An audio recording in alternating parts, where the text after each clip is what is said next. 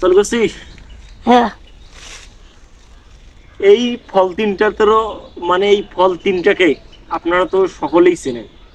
আসলে এই ফল তিনটার নাম হলো আম। প্রাচীন কাল থেকেই মানুষ আম খেয়ে আসতেছে এবং আমের স্বাদ গ্রহণ করতেছে। আসলে প্রাচীন কালের আমগুলো কিন্তু এত ছোট ছোট ছিল না।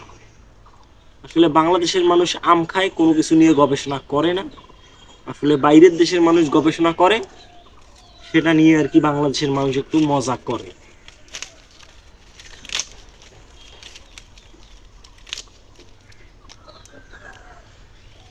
প্রাচীনকালের একটা করে আমের ওজন ছিল 5 কেজি, বর্তমানকালে একটা করে আমের ওজন হলো 500 গ্রাম, মানে হাফ কেজি।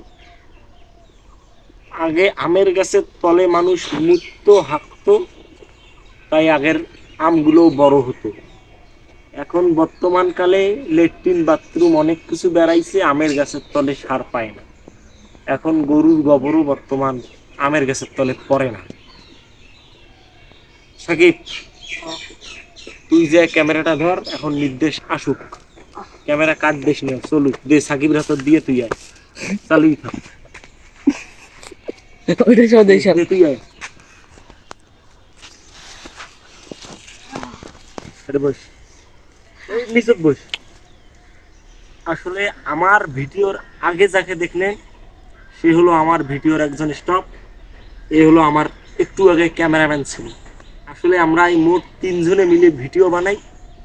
আমাদের ভিডিও বানার সাথী নেই, কারণ আমরা ইউটিউব থেকে টাকা পাই না, মানুষ লাখ সাবস্ক্রাইব করে না, শেয়ার না করলে তো ভিডিওর যেমনি ভিউ হবে, তাই আর কি আমাদের পার্টি নেই। এখন মূল কথায় চলে আসি। এই আম কাঁচায় থাকলে আটি নরম থাকে, পাকলে আটি শক্ত হয়। 2 নম্বর কথা হলো যে আম কাঁচায় নীল থাকে, আম পাকলে হলুদ হয়। 3 নম্বর কথা হলো যে আম পাকলে লাল হয়, কাঁচায় সাদা থাকে। এখন 4 নম্বর কথা হলো যে আম পাকলে মিষ্টি হয়, আম কাঁচায় টক হয়। 5 নম্বর কথা হলো আম পুরো হইলে একটু কম ট্যাঙ্গা লাগে, আর একেবারে জ্বালায় থাকলে তিতে লাগে। আর কি করবো, কর মতন কোনো ঘাটা নাই।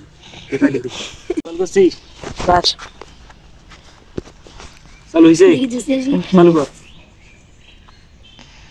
এই আম ছেললে গোটা দিয়া আটা বেড়ায়, মানে কাঁচা আম ছেললে এই যে আটা বেড়ায়, এই যে আটা, কিন্তু আম পাকলে নিজেই সিঁড়ি মাটিতে পড়ে। এখন বাঙালি এই কাঁচা আমত ফরমালিন দিয়া পাকায়, আর সেই আম খেয়া দেয়া মানুষ মোটা হয়।